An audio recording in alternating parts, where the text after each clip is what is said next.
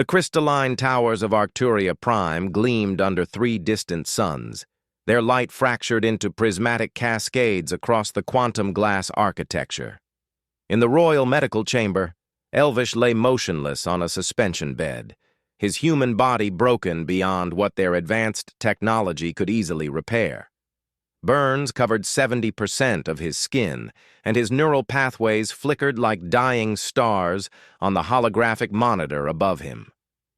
Queen Elsa stood over him, her silver crown, a living organism that fed on cosmic radiation, pulsing with agitated energy. Her people, the Arcturians, had evolved beyond physical fragility millennia ago, their bodies capable of regeneration that bordered on immortality. But Elvish was human, fragile and finite, and the laws of biology that governed his species were unforgiving. "My queen," the royal physician whispered, his translucent skin shifting through worried hues of deep purple. "The human's cellular degradation has reached critical mass. His consciousness will fade within the hour. Perhaps it is time to—" "No." Elsa's voice cut through the sterile air like a blade. "I will not accept this." She reached out, her hand hovering above Elvish's scarred face. Just 3 solar cycles ago, this human had done the impossible. When the Void Reapers had breached their planetary shields, when death itself seemed to pour through the rupture in space-time, it was Elvish who had acted. Her daughter, Princess Lyra, had been trapped in the Western Spire when it collapsed under the gravitational assault. The Arcturian guards had frozen, their immortal minds unable to process the concept of such immediate, violent death. But Elvish had run. He had run into fire that could unmake atoms. He had climbed through debris that phased between dimensions. He had found Lyra, her small form crying in terror, and he had wrapped his human body around her. Soft, vulnerable, mortal flesh, becoming a shield against oblivion itself. The guards had pulled them out. Lyra was untouched. Elvish was dying. "There must be a way," Elsa said, her voice breaking in a way that Arcturian queens were never supposed to break. "We have conquered death. We have mapped every star in 3 galaxies. We have bent time itself to our will. How can we not save one human?" The physician's colors dimmed to resigned gray. "Because he is human, my queen. Their biology is incompatible with our regeneration matrix. Every attempt we make to infuse him with our cellular technology results in catastrophic rejection. His body fights our salvation as if it were poison." Elsa's hands clenched into fists.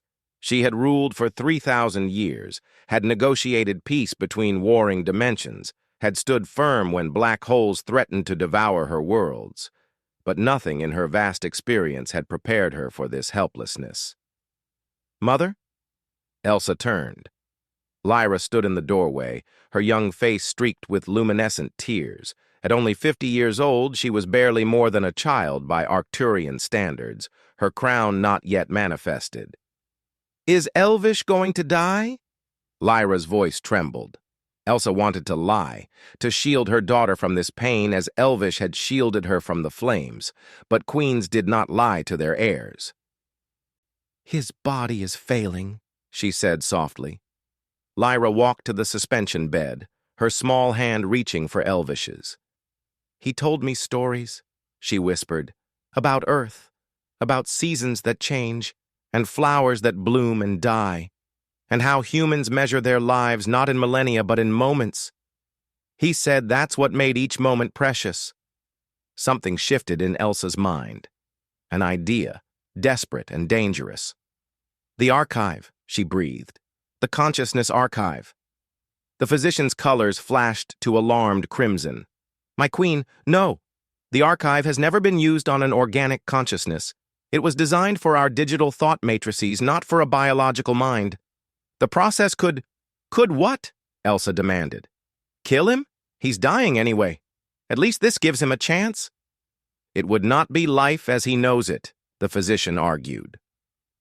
"He would exist as pure thought, consciousness without form. No touch, No taste, no death, Elsa interrupted. She looked down at Elvish's still face, remembering the first time they had met.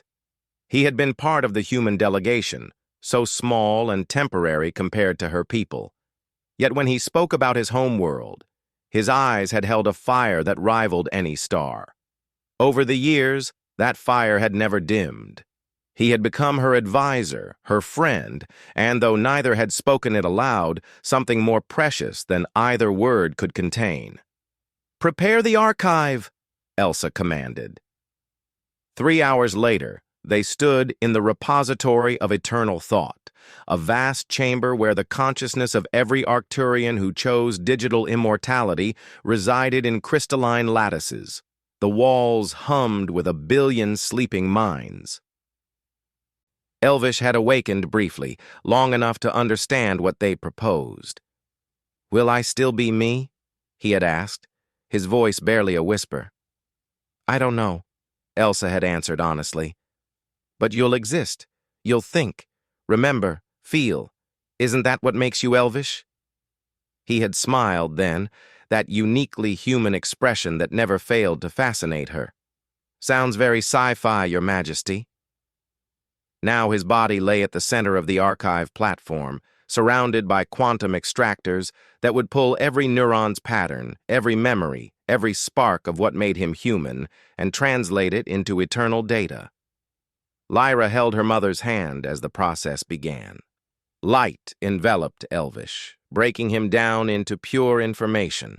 His body began to fade, molecule by molecule, converted into streams of consciousness that would live forever in the archive's embrace. Then silence. The physicians worked for hours, integrating the human consciousness into their systems, teaching ancient technology to hold something it was never designed to contain. When Elvish's voice finally emerged from the archive speakers, it was changed, layered with harmonics, touched by the digital, but unmistakably him.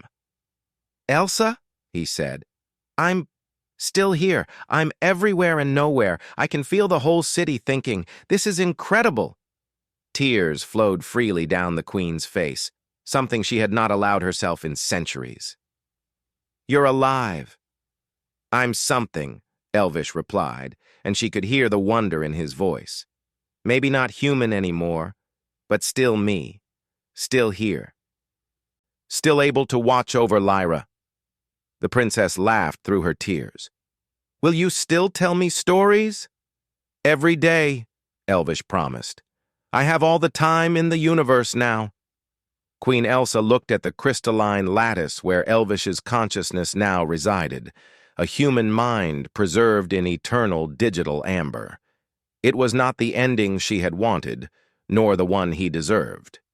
But it was something more than death, and in this moment, that was enough.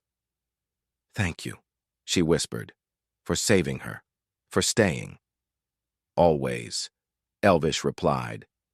And though he had no body to hold her, no arms to embrace his queen, his presence filled the chamber like warmth, like home, like love that transcended the boundaries between flesh and data, between the mortal and the eternal.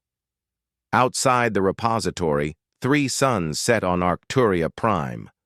And for the first time in her 3,000 years of life, Queen Elsa understood what Elvish had tried to teach Lyra, that it was not the length of existence that mattered, but the fierce, burning brightness of each precious moment within it.